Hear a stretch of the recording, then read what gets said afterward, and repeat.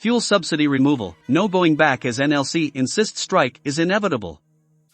The National Labour Congress, NLC, has insisted that it will call for a strike action as it appears this is the only way it can make the federal government to change its stance on the removal of fuel subsidy.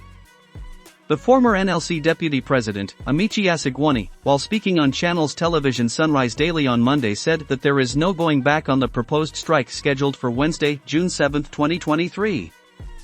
Asegwani asserted that this is the only way out for Nigerians while also claiming that the new administration of President Bola Ahmed Tinubu has not handled the subsidy removal process in a proper way. Strike is inevitable because people know that the Nigerian government was paying subsidies because it is not refining itself, Asegwani said. The labor relations consultant noted that Nigerians know a lot about the process of subsidy and expect the government to have a running refinery to carry out the removal. So, doing away with subsidy without you refining after 30 years or more suggests incompetence, he added. Hi guys and welcome to this video. Please like if you enjoy our content and subscribe to get all future notifications. This really helps our channel grow and encourages us to stay busy making videos for entertainment purposes. Please sit back and enjoy. Anything above the current price without a concrete plan for refineries to kickstart would make the country unwise before the world. According to Asegwani, it is illegal for Nigerian National Petroleum Company Limited, NNPCL, to increase the price of its product sale, adding that there are forces beyond the control of the organization. The lawyers have said it is illegal, and therefore NNPC, even though it was legal to do so, I think forces in the market are beyond NNPC, he explained. Because when you allow market force to determine market price, you, therefore, cannot have a permanent price template, otherwise it would look as if the subsidy is still working with some people, especially the NNPC, he stated. The labor consultant lamented that the impact the removal of subsidy will have on the minimum wage is an economic challenge to the living standard of Nigerians. According to him, the subsidy effects are yet to permeate through the market evenly. Recall that Tinubu in his inaugural speech at the Eagle Square in Abuja last Monday after he was sworn in as Nigeria's 16th president said the era of subsidy payment on fuel has ended. The removal of subsidy following the president's announcement has led to panic buying and arbitrary hoarding of the products which marketers introduced. Some political bigwigs feel that Tinubu made the decision in haste, leading to people being stranded on Nigerian roads with transportation fares increasing abnormally.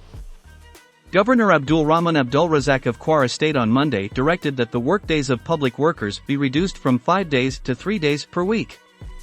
The state head of service, Mrs. Susan Majabalyawal, announced the directive in Ilorin, saying that the state government approved the reduction as a temporary palliative measure to bring some ease to workers following the removal of petrol subsidy by the federal government. The directive, aimed at mitigating the hardships caused by the removal of fuel subsidies by the federal government, was conveyed through a statement signed by Murtala Atoyabi, the chief press secretary in the office of the HOS. Mrs. Alyawal emphasized that the purpose of this measure is to provide relief to the workers who have been grappling with the skyrocketing cost of transportation. By reducing the number of workdays, the government aims to ease the financial burden on employees and help them cope with the increased transport expenses resulting from the fuel subsidy removal. To ensure effective implementation, the head of service instructed all heads of ministries, departments, and agencies (MDAs) in the state to promptly devise a format indicating the alternating workdays for each employee under their purview. This arrangement will enable a smooth transition to the new schedule and ensure that all workers are aware of their designated workdays. While the government has shown compassion towards the workers, Mrs. Alyawal cautioned against abusing the governor's generosity. She stressed that the head of services office would intensify its monitoring of MDAs to ensure strict compliance with the new directive. The government expects employees to adhere to the revised work schedule diligently and demonstrate professionalism in their duties. The temporary reduction in workdays is seen as a proactive step by the Kwara State government to address the immediate financial challenges faced by public workers. President Bola Tinubu says there's need to review the present N30,000 minimum wage for civil servants in the country. Speaking in Abuja on Friday, June 2, the president said the federal and state governments need to take a look at the minimum wage together and also strengthen the source and application of the country's revenue. He assured that improved livelihood for Nigerians remains a top priority of his administration, with more people-focused economic policies. According to him, we need to do some arithmetic and soul-searching on the minimum wage. We will have to take a look at that together, and the revenue. We must strengthen the source and application of our revenue. People from the social media space have dropped their comments about this need development. Let's go through some of the comments we have at the moment.